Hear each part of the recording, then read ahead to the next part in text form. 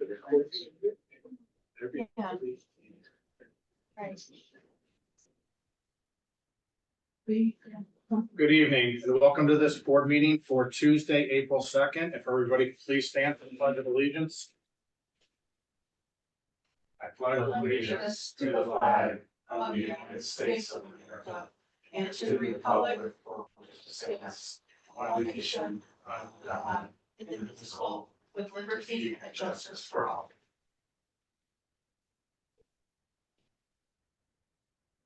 Roll call, please. Mr. Grigsby here, Mr. Haynes here, Mrs. McCarthy, Here. Mrs. Saxon, Here. Mr. Vaca. Here. Finalization of the agenda. Is there anything to add or remove? The agenda is final. Thank you. We will move right into the superintendent's report. Thank you, Mr. President. So we have tonight the first reading of a handful of policy revisions.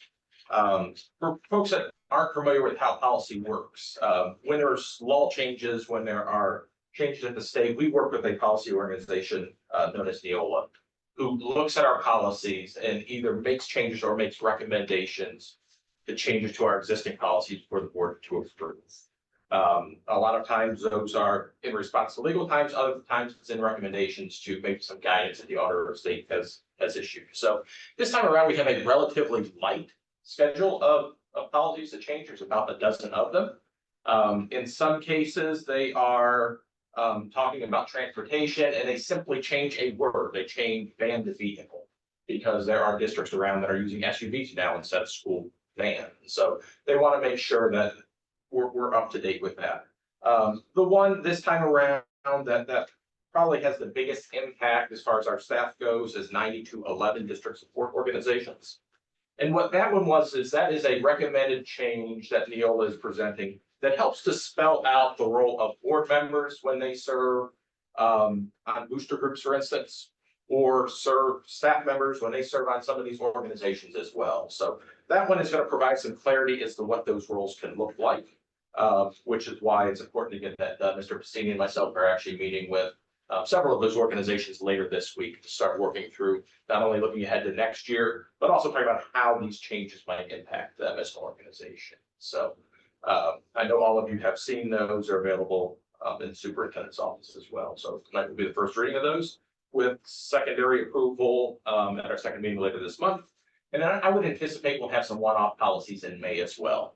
A couple of them this time that weren't quite finalized. I know we've got some discussion to have about transportation and things for next year still. So as those get finalized, I envision those rolling into May or June. So, but as it is, these are those recommendations for right now. If you have any questions, I'd be happy to answer them. Thank you to you and Ms. Saxon, Ms. McCarthy, who sit on policy committee. Moving to the consent agenda and education announcements. My bad. Not hearing to the public. So, is there any announcements this evening? All right, here's an opportunity for hearing of the public. If you'd like to address the Board of Education, here's your opportunity. Hey, Steve, are you sure? I thought you were gonna get up and sing a song for us.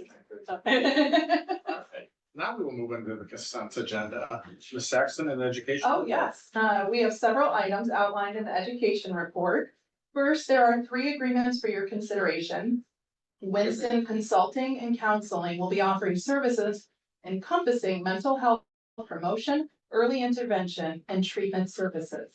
The next agreement is a renewal of our multi-year contract with the Educational Service Center for the 2024-2025 school year.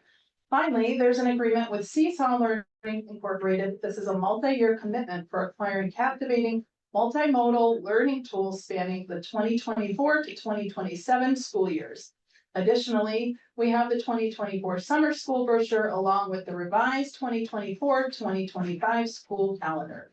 This is the first reading for these items. The second reading and consideration for approval will be at the April 16th regular. Excellent.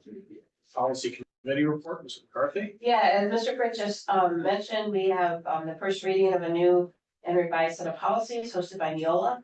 The committee has reviewed and made edits to the policies listed below.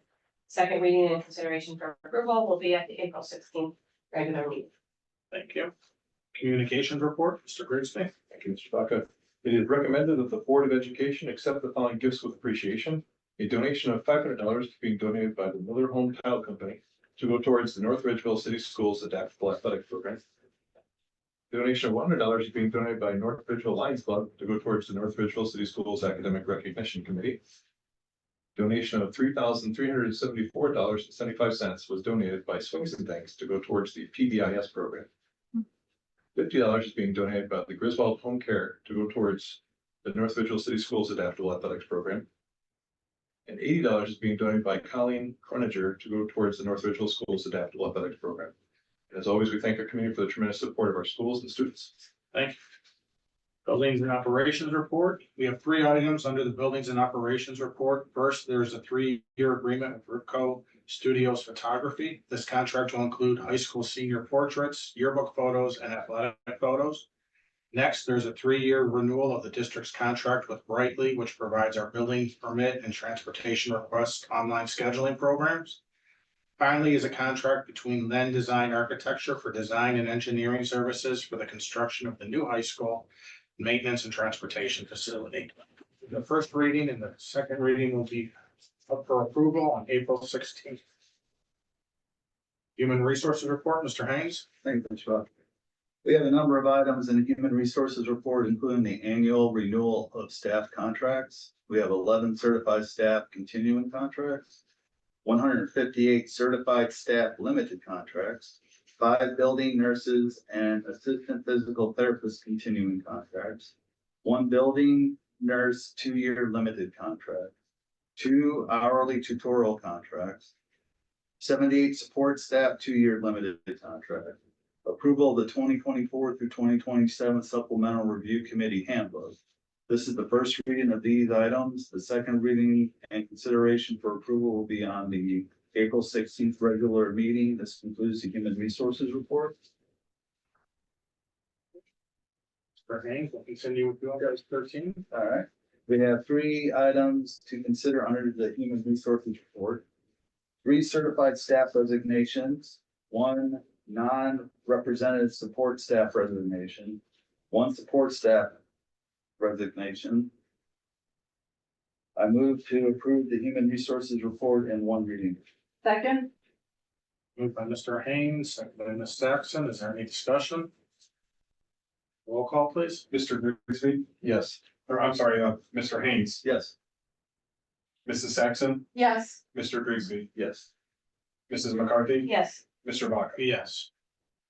It is recommended that the Board of Education enter into executive session for the purpose of conferences with public bodies attorney concerning pending or imminent court action by division G3 of section 121.22 of the Ohio Revised Code. There will be no action to follow.